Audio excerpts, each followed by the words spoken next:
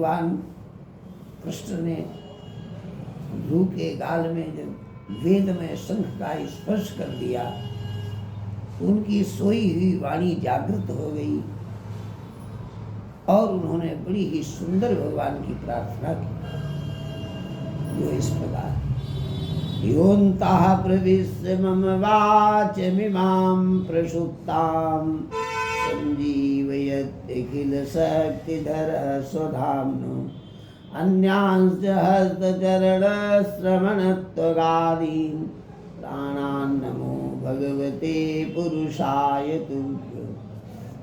एकस्त्वमेव भगवन्निदयात्मसत्य मायाख्ययुरुगुणया महदाद्यशेषम् सृष्टान्वेष्य पुरुषः सदसद्गुणेषु सृष्टान्वेष्य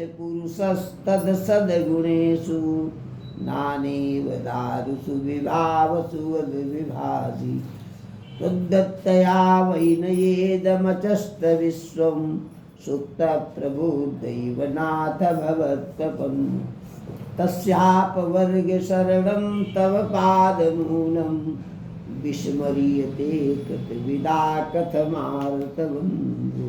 हे भगवान, आपने मेरे हृदय के अंदर प्रवेश करके सोई हुई मेरी जो वाणी थी उसको जागृत कर दिया।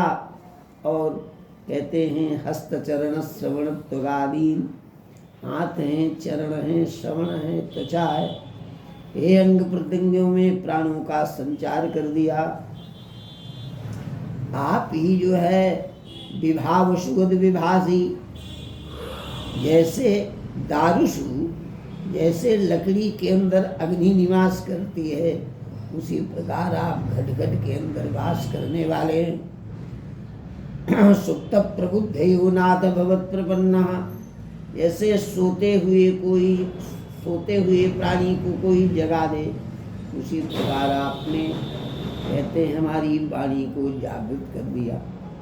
तस्यापवर्ग शरणम तव पादमूलम, आपके जो चरण हैं कहते हैं अपवर्ग को देने वाले हैं, कैवल्य मोक्ष को देने वाले।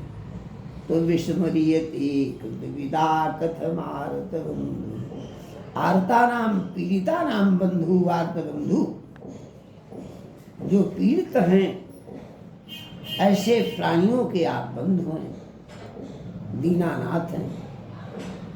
तो विस्मर्यते कृतविदा, मैं तो कृतकृत्य हो गया, आपका विस्मरण कैसे हो सकता है।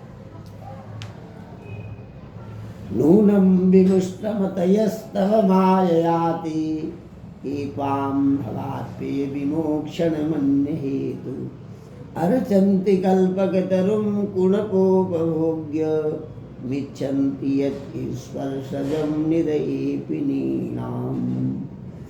उन मनुष्यों की बुद्धि हरण कर ली गई है जो सांसारिक पदार्थों की अभ्यर्थना भगवान से करते हैं, जो यहीं पर छूट जाएगा, जो बंधन के कारण हैं।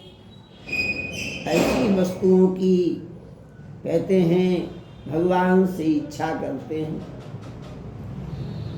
जैसे कल्प वृक्ष की कोई पूजा करने जाए और याचना करे थोड़े पैसों की, उसी प्रकार भगवान तो मोक्ष कैवल्य को देने वाले हैं और उनसे सांसारिक पदार्थों की याचना करे, तो ऐसे लोगों की बुद्धि आपके द्वारा हरण कर ली गई है।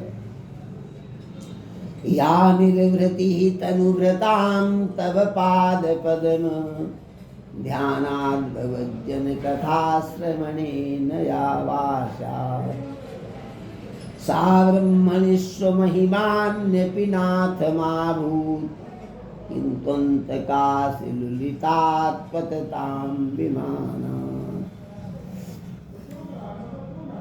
इसलिए आपके कमल चरणों में नित्य अनुराग उत्पन्न हो, वाणी के द्वारा आपका गुणगान गावें, कानों के द्वारा आपकी कथा का श्रवण करें। भक्ति मुहुः प्रवहतां त्वयि मे प्रसंगो भूयादनंत महता ममलाशयाना।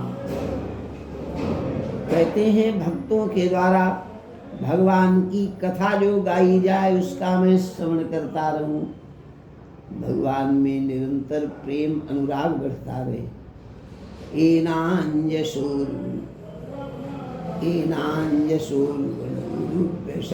भवाब्धिम निश्रे भवद गुण कथामृत पानमत्ता। भवद गुण कथामृत पानमत्ता, आपकी अमृतमयी कथा ये पान में जब मत्तमय हो जाऊंगा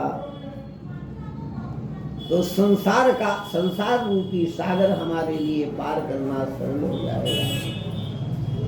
जैसे किसी के बहुत बड़ा फोड़ा होता है, डॉक्टर लोग उसको चीरने के लिए उसे नशीली दवा खिला देते हैं, इससे बेहोश हो जाता है, उसके फोड़े की चिकित्सा कर देते हैं।